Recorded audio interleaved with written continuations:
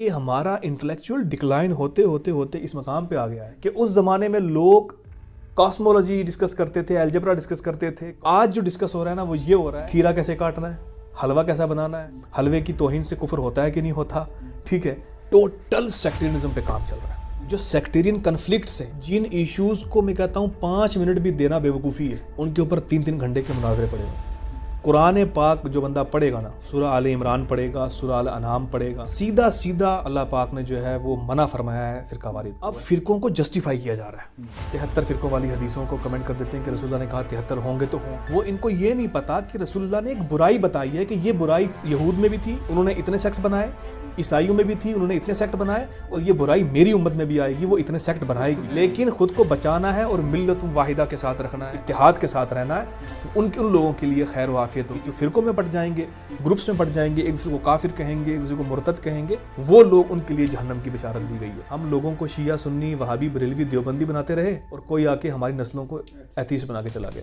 کہ جب وہ سیکٹرینزم کے چکر میں پڑتے ہیں، یار یہ سنی یہ ہیں، شیعہ یہ ہیں، ان کی تاریخ یہ ہے، ان کی یہ ہے، اہل حدیث یہ کہتے ہیں، دیوبندی یہ، بریلوی یہ، ان چکر میں رہتے ہیں نا تو وہ پھنس جاتے ہیں. اور ٹرو جو میسج اسلام کا ہے نا وہ ان کو سمجھ نہیں آتا. آپ کو فرقوں کو سمجھنے کی ضرورت نہیں ہے. آپ فرسٹ آف آل اسلام کو سمجھیں ایز اے دین. اس کو سمجھنے کی بیسک کتاب آپ کی قرآن پاک ہے یا حدیث رسول ہے. آپ جب اسلام سمجھ لیں گے نا، اسلام کا مدعا کیا ہے، فاؤنڈیشن بن جائے گی. اس کے بعد آپ کسی بھی سیکٹ کو اسٹڈی کریں گے یا کسی اسکول آف تھاٹ کو اسٹڈی کریں گے، آپ کو پرابلم نہیں ہوگی. آپ کو ایزیلی کلیئر ہونا اسٹارٹ ہو جائے گا کہ کیا صحیح ہے، کیا غلط ہے، کس میں کتنا دین ہے، کتنی خرافات ہے، کتنی فرقہ پرست.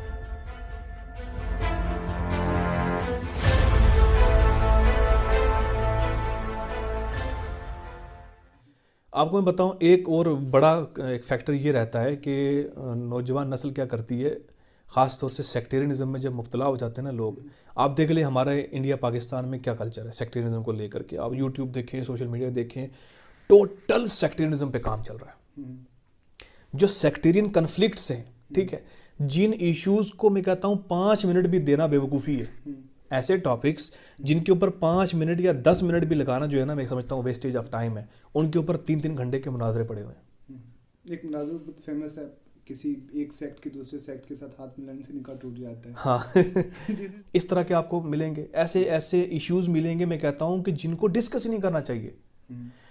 میں ایک ایگزامپل دیتا ہوں آپ کو پتہ ہے ہمارے اس ٹائم حالت کیا ہے. ہمارا انٹلیکچوئل ڈکلائن اس لیول پہ پہنچا ہوا ہے مسلم امت کا کہ ایک زمانہ وہ تھا آج سے 800 سال پہلا کہ جب مسلم نیشن کے اسکالرز اور سائنٹسٹ اور فلاسفر جو ہیں وہ کاسموس کی باتیں کرتے تھے، گلیکسیز کی باتیں کرتے تھے، سٹارز کی، الجبرا.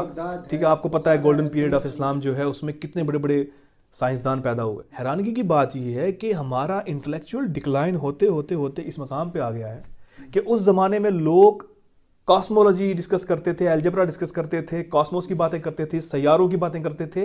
آج جو ڈسکس ہو رہا ہے نا وہ یہ ہو رہا ہے کھیرا کیسے کاٹنا ہے، حلوہ کیسا بنانا ہے، حلوے کی توہین سے کفر ہوتا ہے کہ نہیں ہوتا. مطلب آپ لیول دیکھیں کہ لیول کہاں پہ آ گیا ہے. ہماری ڈسکشنز کا لیول کہاں پر تھا، ہائر لیول تھا انٹلیکچوئلزم کا، ہائر لیول کا انٹلیکٹ تھا ان لوگوں کا. آج وہ ڈکلائن ہوتے ہوتے ایک دم نیچے آ گیا. مسلمز کا فال بھی یہی رہا ہے کہ جب منگولز اٹیک کرنے کی پلاننگ کر رہے تھے اور مسلم سے نہیں بیس لیس فرقہ پرستی میں لگے ہوئے تھے. ہمارے اس وقت انڈیا، پاکستان، بنگلہ دیش کا یہ جو کلچر ہے اس میں بہت زیادہ ٹائم اور انرجی ویسٹ ہو رہی ہے یوز لیس ٹاپکس کے اوپر. آپ یوٹیوب پہ چلے جائیں، دیکھیں آپ کے پاس بہت سارے ایسے ٹاپکس ہیں میں کہتا ہوں جو فار ایگزامپل میں ایک ایگزامپل دیتا ہوں. میلاد منانا ہے جی. ایک طبقہ کہتا ہے منائیں، دوسرا طبقہ کہتا ہے نہیں منائیں. جو مناتے ہیں ان کو بھی پتہ ہے کہ یہ فرض اور واجب چیز ہی نہیں ہے. جو نہیں مناتے ان کو بھی پتہ ہے کہ یہ فرض واجب چیز نہیں ہے. اگر کسی حد پہ جائے گی بھی تو مستحب کے لیول پہ جائے گی اگر خرافاتیں نہ ہوں بیچ میں تو. لیکن اس کے باوجود اس کے اوپر 3 گھنٹے کے مناظرے پڑے ہوئے ہیں. مطلب حیرانگی کی بات ہے یار، آپ کس پہ ٹائم ویسٹ کر رہے ہو؟ مسئلہ ہی کوئی نہیں ہے، 5 منٹ لگتے ہیں اس مسئلے کو سمجھنے کے لیے. تو یہ ایک بہت بڑا المیہ ہے کہ ان چیزوں میں انوالو رکھا ہوا ہے یوتھ کو، جس کی وجہ سے جو ہے وہ ایک تو وہ یوتھ ہے جو بالکل سادہ ہے جناب، وہ پڑھتا نہیں ہے. لیکن جو پڑھا لکھا طبقہ ہے، انٹلیکچوئل طبقہ ہے، کالج یونیورسٹی میں جاتا ہے، اس کو سب یہ چیزیں نان سینس لگتی ہیں. میں پرسنلی کچھ لڑکوں کو جانتا ہوں جیسے ان میں ایک چیز میں نے کامن دیکھی، وہ یہ ہے کہ جب وہ سیکٹرینزم کے چکر میں پڑتے ہیں کہ یار یہ سنی یہ ہیں، شیعہ یہ ہیں، ان کی تاریخ یہ ہے، ان کی یہ ہے، اہل حدیث یہ کہتے ہیں، دیوبندی یہ، بریلوی یہ، ان چکر میں رہتے ہیں نا تو وہ پھنس جاتے ہیں سیکٹرینزم کے اندر، اور ٹرو جو میسج اسلام کا ہے نا وہ ان کو سمجھ نہیں آتا. الٹیمیٹلی وہ اسی سے متنفر ہو جاتے ہیں. میں نے پرسنلی دیکھے ہیں کچھ نوجوان کہ جو سنی رہے، پھر شیعہ کی طرف گئے، پھر اہل حدیث کی طرف گئے، الٹیمیٹلی جا کے گاڑی سیدھی ان کی بریک مارتی ہے ایتھیزم کے اوپر. تو میں یہ کہتا ہوں ہر ایک سے نوجوان سے کہ آپ کو فرقوں کو سمجھنے کی ضرورت نہیں ہے.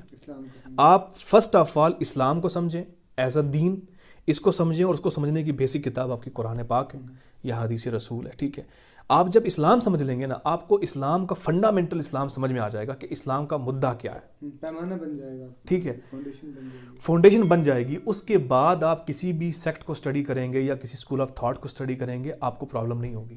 آپ کو ایزیلی کلیئر ہونا اسٹارٹ ہو جائے گا کہ کیا صحیح ہے، کیا غلط ہے، کس میں کتنا دین ہے، کتنی خرافات ہے، کتنی فرقہ پرستی. یہاں پہ مسئلہ بھی تو یہی ہے نا کہ ہم ایک آئیڈیالوجی کریٹ کرتے ہیں اپنے مائنڈ میں، پھر قرآن سے اس آئیڈیالوجی کے کمپیٹیبل جتنی بھی آرگیومنٹس ہیں وہی یہ ہوتی ہے. اس کو بائسنس کہتے ہیں.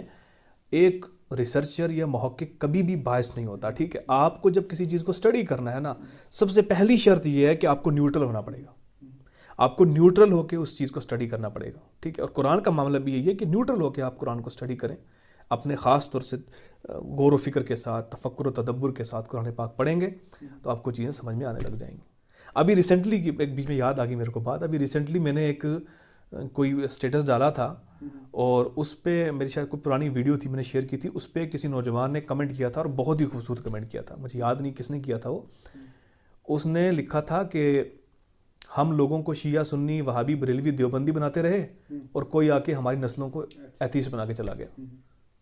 مطلب یہ بات کتنی بڑی بات ہے یار، کہ آپ کو نہیں پتا یہ سیکٹیرین سسٹم جو ہے نا، اب یا تو مسلمان بنے گا بندہ تو یا ایتھیسٹ بنے گا. اب اگلی نسل میں اور کوئی چیز نہیں ہونے والی. یہ میں آپ کو کلیئر کٹ بتا دوں. اب وہ دور گیا.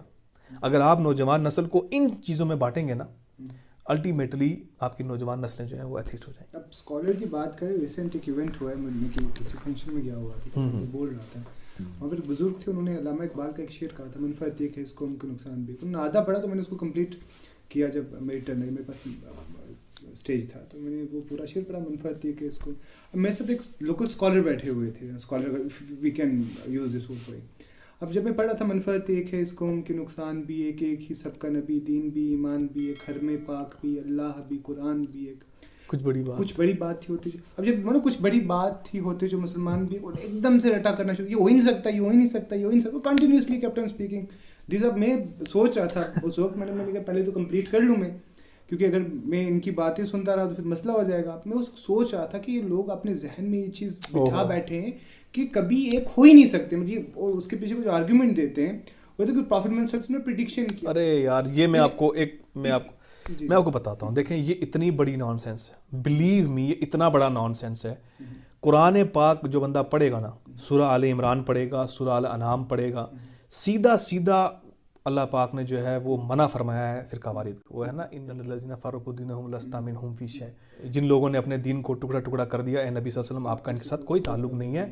اور پھر ہے وہ واعتصموا بحبل اللہ جمیعا ولا تفرقوا، سورہ آل عمران کے اندر یہ کمپلیٹلی حرام قرار دیا گیا ہے فرقہ پرستی کو. چھوٹی سی چیز میں ایک چیز لیٹ می کمپلیٹ.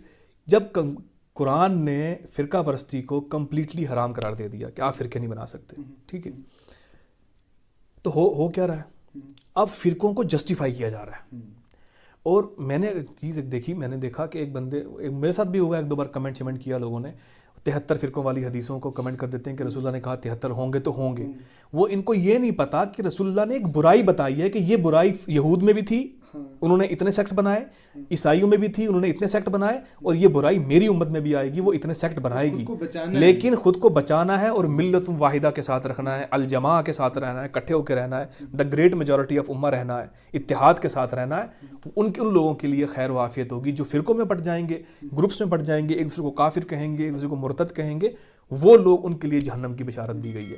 اب لوگ اس سے جسٹیفائی کرتے ہیں کہ رسول اللہ نے بھائی رسول اللہ نے تو یہ بھی بیان کیا ہے کہ آخری زمانے میں زنا عام ہو جائے گا، رسول اللہ نے یہ بیان کیا ہے کہ آخری زمانے میں ظلم ہوگا، تو کیا ہم ظلم کرنا شروع کر دیں؟ ہم تو اس سے بچنا ہے نا، ہمیں اس سے بچنا ہے. رسول اللہ نے ایک برائی بتائی ہے، ایک غلط پہلو بتایا ہے کہ ایسی برائی میری امت میں بھی آ جائے گی، فرقہ پرستی آ جائے گی. تمہیں فرقوں سے بچنا ہے، تمہیں ملت واحدہ بن کے رہنا ہے. ٹھیک ہے. تو یہ بالکل جسٹیفیکیشن بیس لیس ہے فرقہ پرستی کے اوپر. تو میں کہتا ہوں کہ بار بار کہتا ہوں کہ آپ فرقوں کے چکر میں نہ پڑیں, اسلام پڑھیں, آپ کو اپنے آپ سمجھ میں آ جائے گا کس فرقے میں کتنی کیا حقیقت ہے. تو اس لیے جو ہے وہ اس سے تھوڑا پرہیز کرنا چاہیے.